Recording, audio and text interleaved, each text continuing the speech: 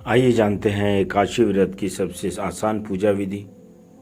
दोस्तों, सबसे पहले पूजा स्थल को साफ करके उस स्थान पर चौकी स्थापित करें और फिर गंगा जल छिड़क कर पवित्र करें।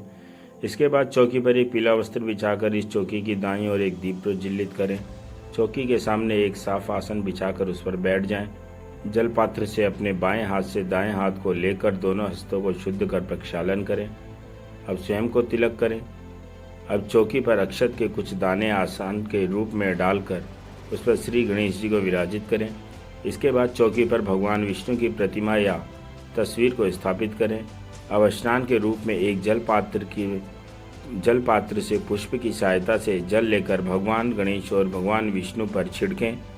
और इस चीज़ का ध्यान रखें कि जब ये सारी चीज़ें आप कर रहे होते हैं तो भगवान विष्णु का ध्यान करें। भगवान गणेश जी को हल्दी, कुमकुम, अक्षत और चंदन तिलक लगाएं। इसके बाद उनके वस्त्र के रूप में जनेऊ अर्पित करें। इसके बाद पुष्प अर्पित करें।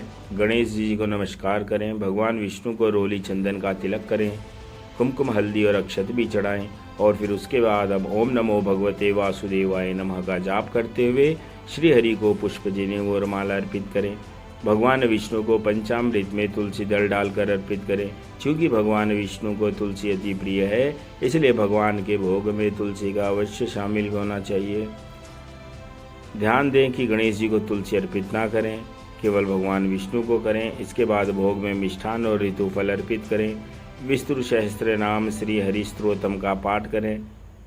यदि आपको यह कठिन लग रहा हो तो ओम नमो भगवते वासुदेवाय नमः साधारण से मंत्र का जाप करें। यह प्रभु को बहुत ही प्रिय मंत्र है। अंत में भगवान विष्णु की आरती करें। अब सभी लोगों में भगवान को चढ़ाया गया भोग का प्रसाद सब लोगों में बांट दें। द्वादशी के दिन ब्राह्मणों को भोजन करवाएं व क्षमता अनुसार दान दक्षिणा देकर तत्पश्चात ही व्रत का पारण करें। तो दोस्तों, यह थी